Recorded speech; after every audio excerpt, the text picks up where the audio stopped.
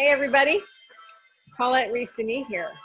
Heart and hustle, visionary healers, movers, and shakers.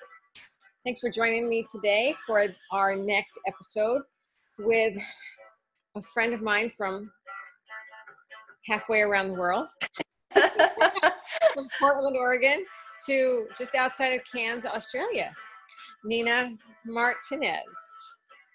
Good morning. Or good afternoon, or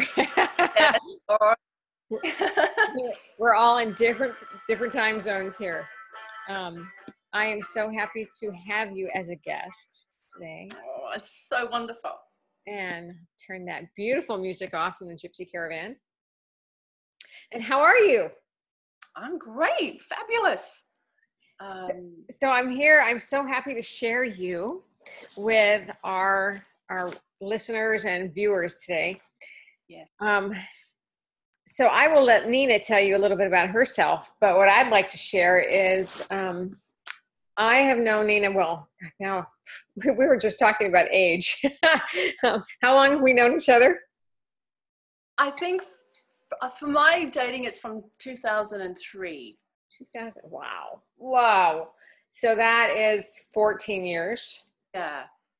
Right? 14 years. Yeah. And what a journey. What a journey, and what changes and what beautiful manifestations have come over those 14 years. Wow, it changed my life.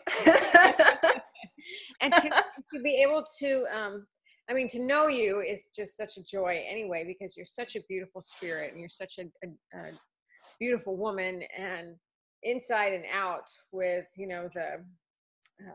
the heart of gold, and so much you give and you share so much. So why don't you introduce yourself to our watchers? My name's Nina, and I live in Innisfail, North Queensland, Australia. Which is really freaking hot there. Hot and freaking wet. Yeah. But it's actually perfect. It's very LA, California. But oh gosh, I've like I said, I met Paulette 14 years ago. I was probably at a bit of a crossroads in my life, and didn't really know which direction to go. And I found Gypsy Caravan Tribal Bellydance, and Paulette came into our life, and really it's changed, how I go about my day, what I do. I had a small business with my mum before, and that had sort of changed. And then we went into basically tribal belly dance, not just the dancing, the costuming and workshops, and it was small to start, but it now it's I have an Etsy shop, and I travel around the world and do this thing. It's just amazing. So what was it that brought you in?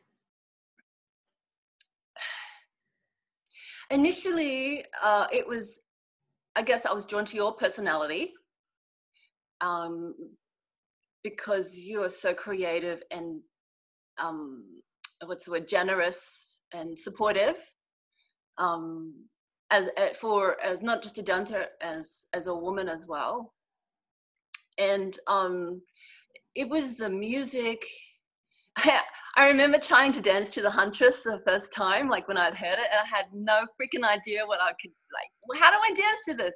And then, later on when I'd done the Gypsy Caravan moves and the steps, and it was like, okay, I get this. It was just some sort of beautiful ritualistic thing that I really connected to with, the Gypsy Caravan moves and your music and stuff that really resonated. So it was for those of you who don't know, the Huntress is a song that the Gypsy Caravan band had created. Yeah. Which was on the, which CD? Quest, I think. Quest. I think it was on the Quest CD. There's 7 or 8 CDs that the band had put out for us to dance with, which was pretty amazing too, right? Yeah. To have that music. because the music is like the flip side of the dance with you know, some of that earlier stuff. You know, it was, the music was created for the Gypsy Caravan dancers, and it went so well. It was so beautiful, and it still is beautiful to dance to. I remember yeah, there was always the question with the musicians, with specifically Bruce and Jeff, who were the main musicians over the years. Yeah. Do the dancers dance for the musicians, or do the musicians play for the dancers? Exactly. And there's beautiful synergy. Yes. Yeah. It's like, so, you can't have one without the other. I know. So, I was drawn to all those beautiful things. I love that you had incorporated so much folk, and so you had all these different styles of dancing. It wasn't just the steps. You had this Indian styling, some Spanish styling. You had this jazzy element.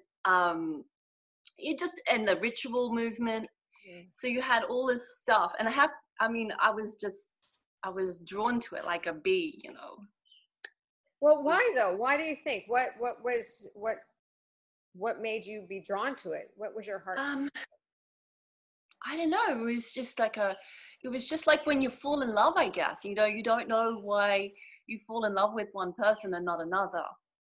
And in your heart, just says, yeah, this is it. You know, and there's other styles you could do and whatever, and you're drawn in, you know, you like them. But for me, I guess I fell in love with the Gypsy Caravan format. I fell in love with you, and still falling in love with, you know, people that you know, dancers and students and the people around me. You know, they so inspire me to kind of keep doing this dance. Keeps me passionate, I guess. So I think with the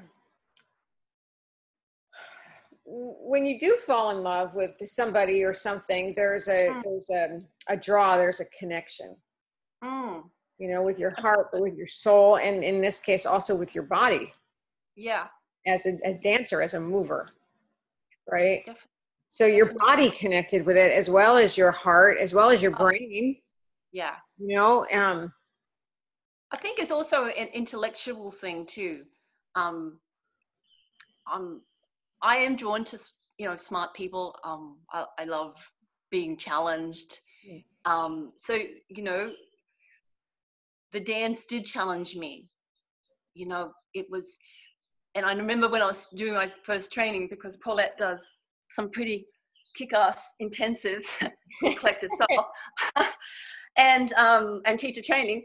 And I just found these things so challenging for my mind as well as my body to process and do. And I just really enjoyed meeting those challenges. And so, yeah, it was a lot of things that I was drawn to. And it's been, you know, very much a personal journey.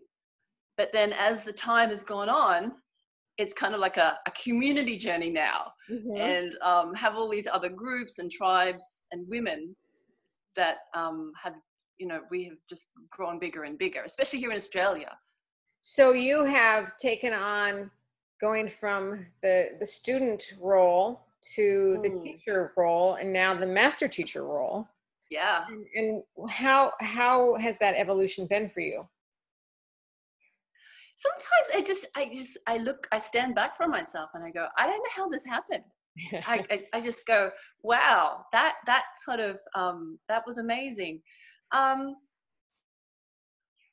very proud to have done it. I'm very proud to be able to do this and kind of be this leader. I don't know if I would put my hand up to be like, yeah, pick me for leader. But I'm very honored, I guess, to be in. But it was a natural evolution, though, I think, for you. You could see it, but I just I usually see it before anybody else does.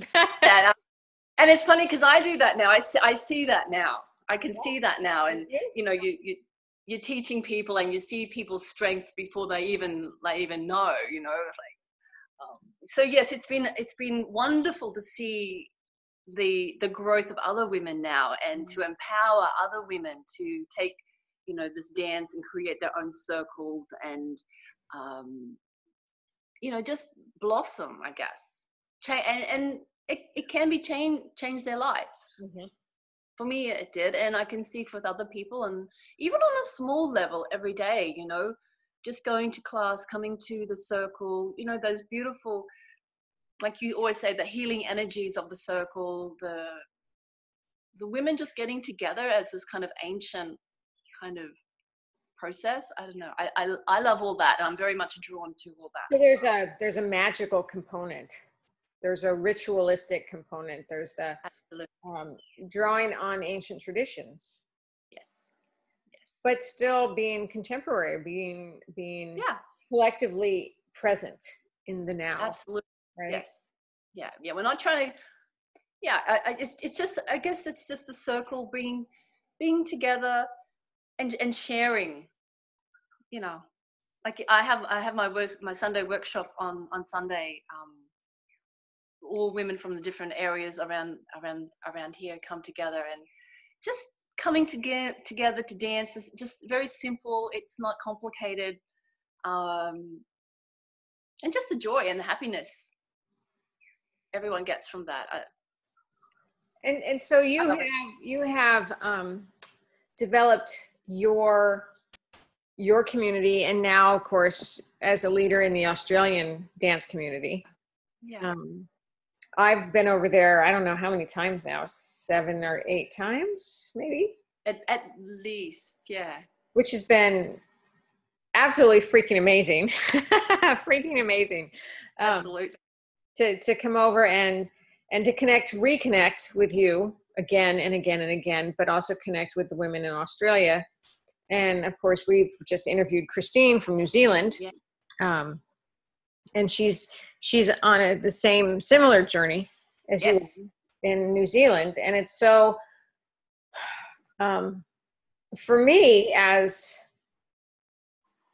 Mama, the mother or the grandmother or wherever I am in that lineage now, to have been able to gift and give and share all this with you so that you can grow and build your own business. So it's not just, people sometimes forget that it's not just the dance. There is a business. Yes.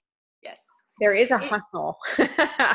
Oh, it is a hustle. And for, you know, it's sometimes not easy, you know, to make this hustle, but, you know, you have to just do it all the time, you know, just make people aware that, you know, that you are a business, you know, that you aren't just a dancer and you aren't just like this goddess person, that it is a business, and this is how I make money now. Mm-hmm. And so you have to have that little separation from dance and the business. And you have to put your advertisements out and just how am I trying to say? There's many layers of work that go into it. Very much so. And investments. Well, the thing is, if without the intensives and the collective souls now, you know, this is how we are really building our circles. You need the certifications and the dancers coming through that are gaining all that knowledge, mm-hmm. to then create, you know, different more teachers and better dancers at the end of the day. Right. So it's a business. Sometimes it doesn't feel like a business. Well, why is that? Because it's your heart. You're doing what you love. I know, but which is what all business should be. Yeah, I love my job. Yeah, it's not a grind. It's not a grind, and you know, I particularly love you know, I mean, I love having my intensives here at the temple on my property, but I love to travel. I love to go into other people's, you know, locations and see where they dance, get together on their little bit of sacred soil and yeah, I love to meet new girls and women and bring the format, definitely. And I bring the stuff that I make and do what I make, and I make a bit of money this way. Which is I a guess beautiful thing. yeah, I guess my main focus isn't making money as such, but at the end of the day, it has to be worth it. Right. You're not a charity. So yeah, I think it's that's fun. hard too, because a lot of dancers don't see that aspect of it, because it's such a fun Yeah, thing to do. Let's yeah, get together and dance. Great. that's great. But sometimes they don't understand the amount of effort and the Well, training. the training that you've done, that you've put The into. training you've done, even doing your own self promotions, sitting in front of the thing of the computer and making your own advertisements and making it just right. It just takes hours and hours to make it look Well, effortless, then I guess. there's, I mean, taking that even further is the people that you hire to help your business look good. Yeah, The web designers or the logo designers, or you traveling to study with me, or yeah. all the different things that go into it, that a lot of people it's just there.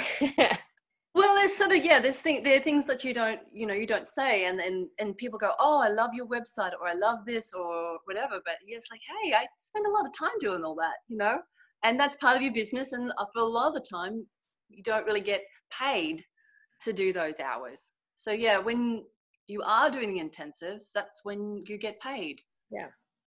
Yeah. Um, It all has to even out and filter through, and it's all inclusive.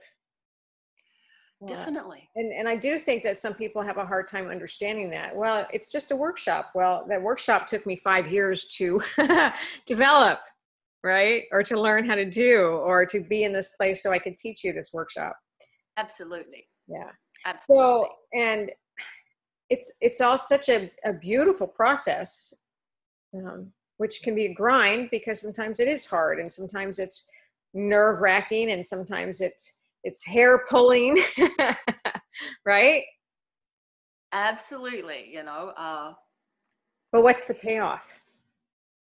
Well, it's, well, I'm just at the moment so proud of the women that are taking, Gypsy Caravan like further as well. Like in the last 5 years, just the other women around Australia now that are pushing it out, making their circles bigger.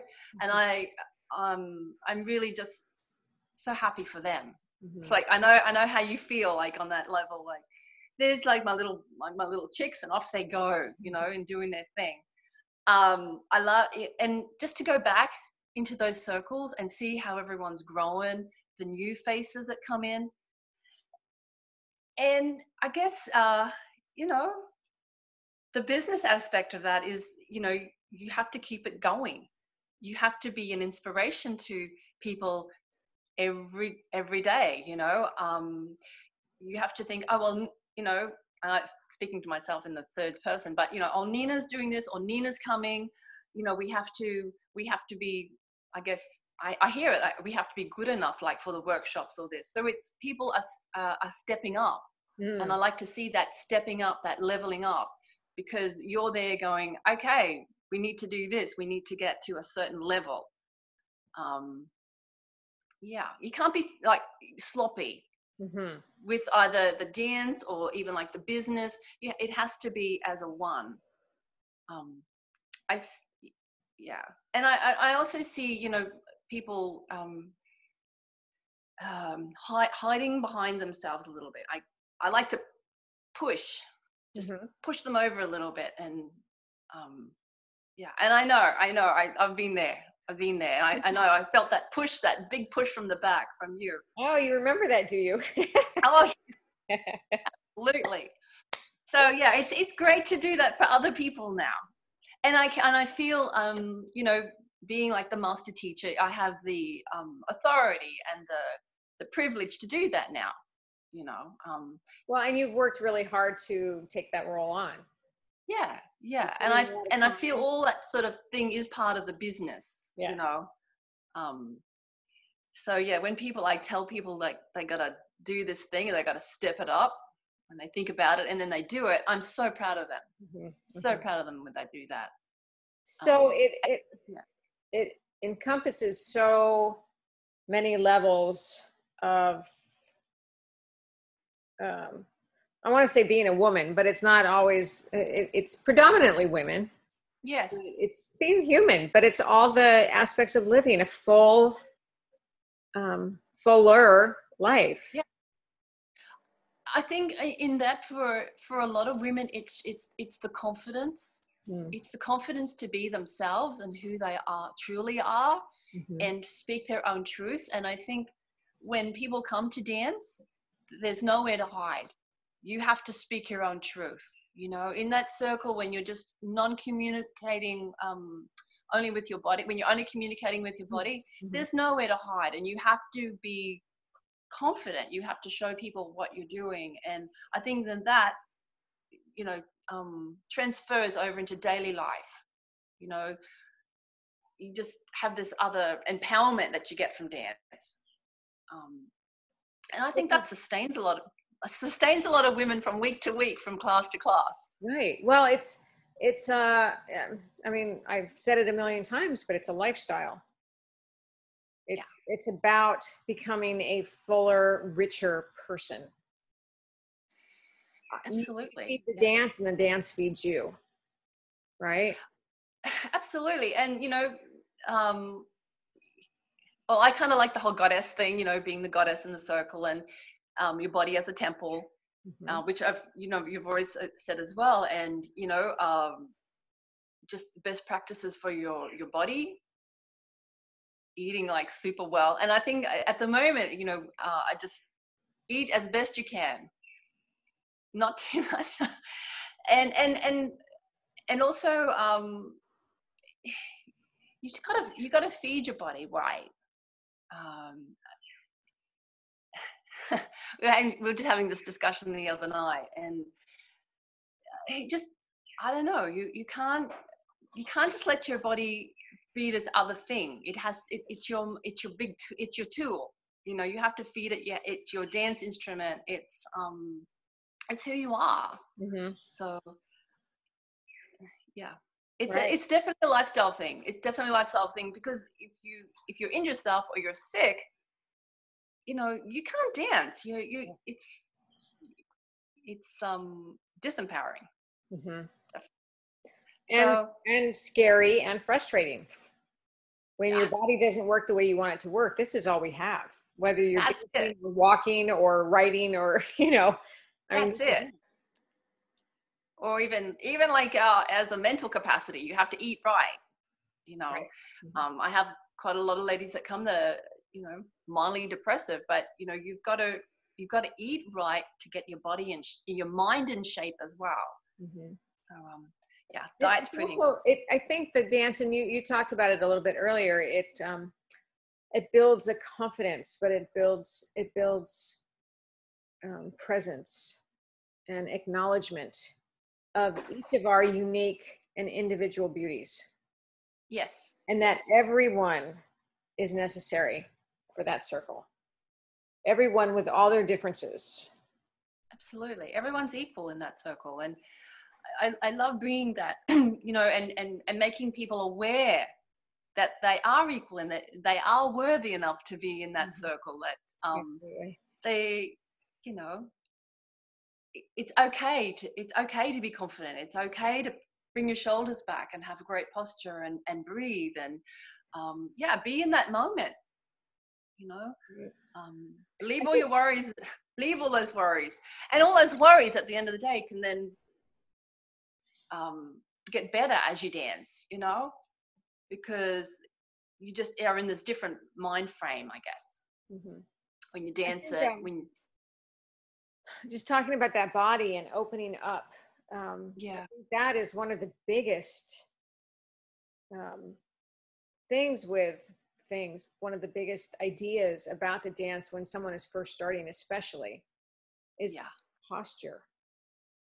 Posture and that body awareness. Because we hide and we roll into ourselves instead of opening up and lifting up the heart and the chest and being proud and being present and standing in your own space. Yeah, absolutely. Yeah. And that's huge. Huge. It is. And you know, some people take a little time to do that. But when they do, wow, when they do, you know, they just walk with such a different energy then. Mm-hmm. And, you know, to me, that's part of my job.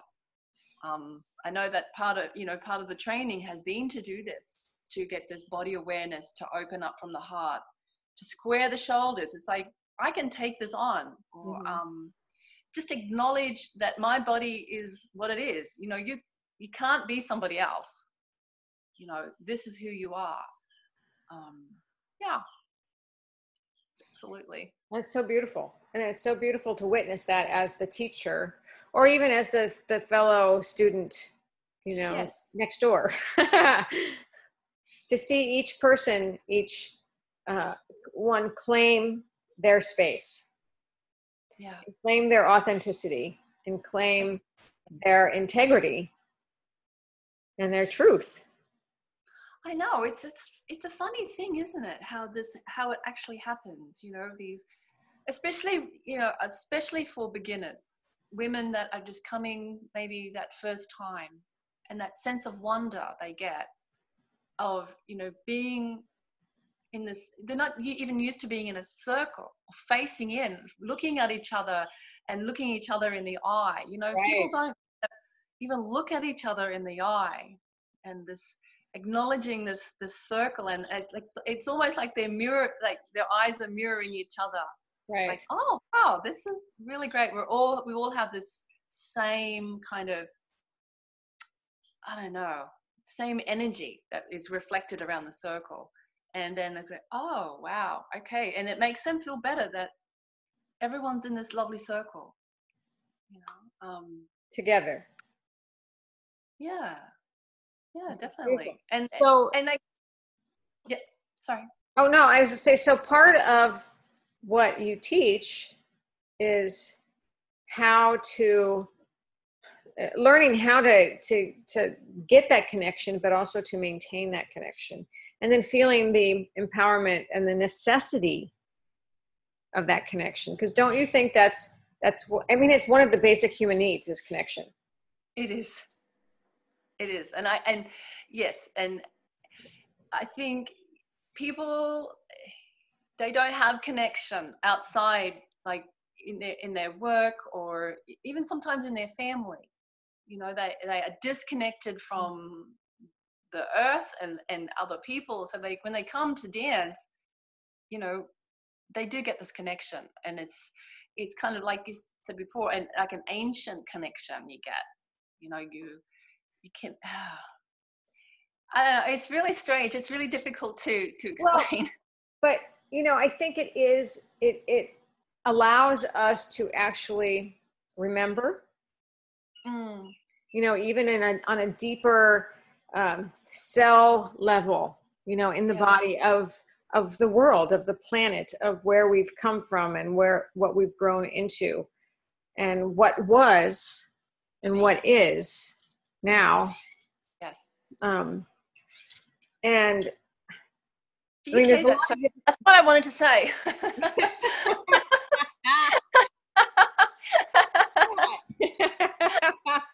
That's what I wanted to say. Yeah, right. So back to you and your path and your business. So going from teaching a dance class to now having your own studio and your products. Yeah. So you've developed, your business has evolved into a multifaceted business, just like mine has. Well, for the most part, you know, you've got to have a few different streams of income. Let's be honest, we're not going to make, you know, a huge amount of money from just dancing. or the workshops. So yeah, you have different little streams coming through. I love to create. I love textiles even before I was dancing. So I love textiles. I love sewing and kind of those creative arts. And so yeah, the tribal costuming has really come through. Making belts and bras, importing jewelry from Pakistan, helping kind of the refugees over there, the Afghani refugees. So that kind of is really a beautiful aspect of the business. I don't know. I mean, I don't get too busy. Let's just face it here. I do like to have my little lifestyle here, and well, but that's really important. So that's part of this whole idea of being an entrepreneur and building your life, designing your life the way you want it. Because absolutely, you can have what you desire. It is true. It is. You know, I do have a bit of support, but I love to be able to just do what I want when I want it. I must admit, and it's a choice I've made. It's fantastic. I have a small house. It's quite modest, but because I love to travel. So you have to, with your business or whatever, you have to balance everything out. You know, I don't know. That's a really important thing with in this series, especially talking to entrepreneurial women or entrepreneurs in general, is there is a hustle because there's work that has to be done to build your dreams. Yes. But it takes envisioning. It takes desire. It takes knowing what you want. And knowing why you want it. That's like the biggest word ever. Why? It's like a 2-year-old. Why? Right? Yeah. Yes. But if you can't answer those questions, you won't build what you want. Yes. Bringing clarity into your vision and envisioning and sharpening up what you desire. Yes. And designing your life the way it works for you so that you can do this work to your best and fullest advantage. So you can give your full heart because you're living the life of your dreams. Well, yeah, and I love that fact that, you know, I'm always really fresh when I go for my classes or my workshops or something, you know. I'm not drained down by another job or something that I have. I can be really focused and fresh when I do my work. So I don't have another job where, you know, I'm doing another 8 or 10 hours a day. I love the fact that I can just be free to create when I want to.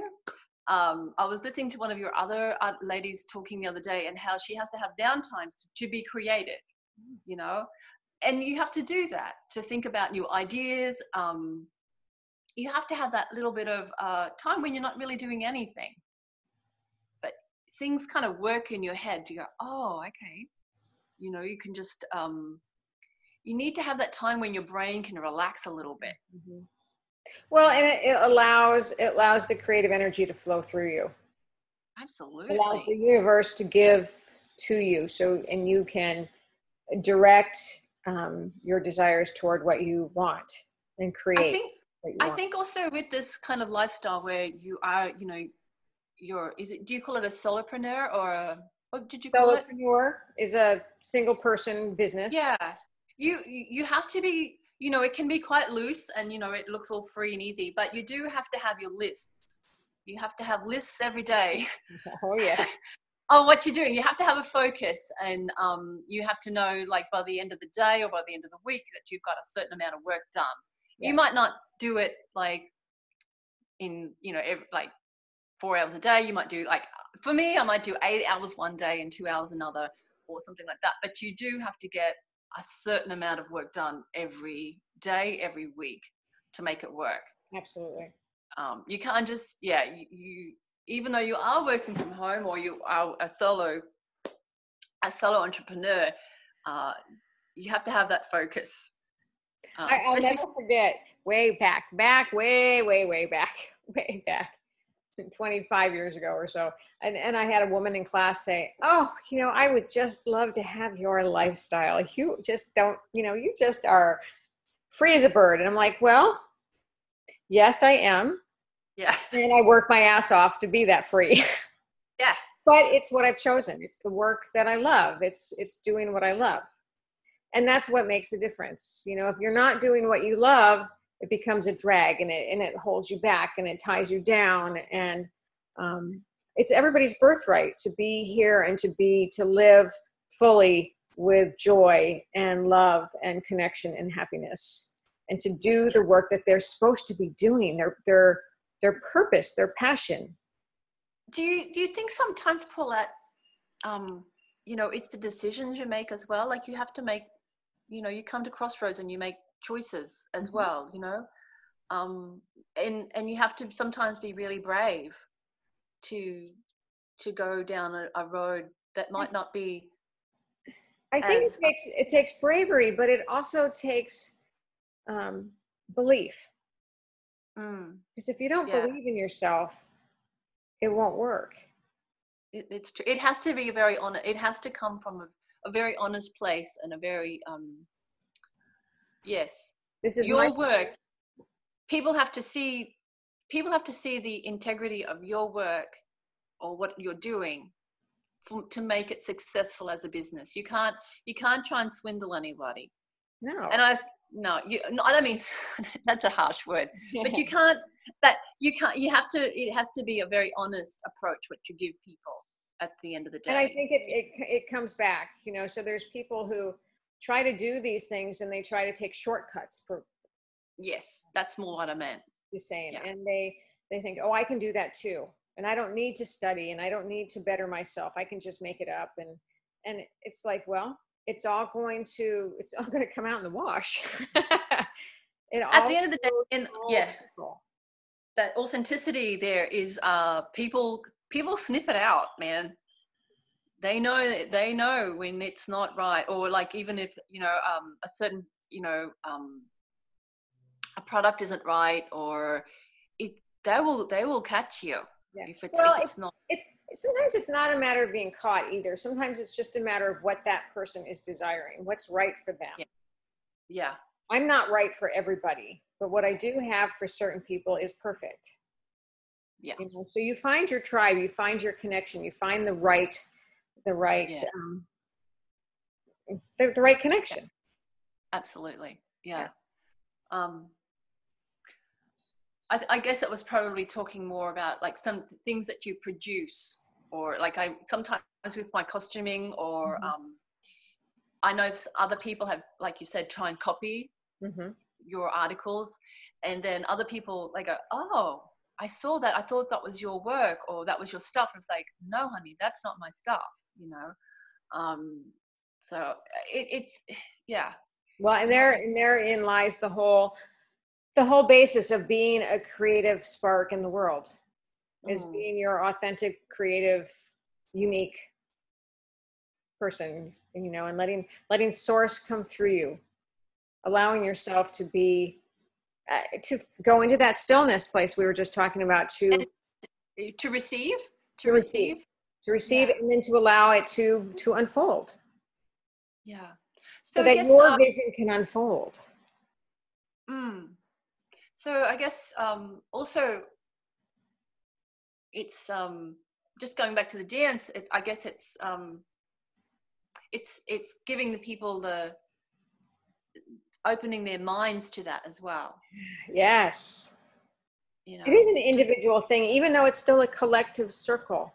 Even though in this particular case, in the dance, in this particular style of dance, there's a language that everybody learns, but there's still an individual quality in each of it, in all of it. That's right. So that we don't all look the same, even though we're doing the same steps, or that's the beauty. That's the beauty of this particular style.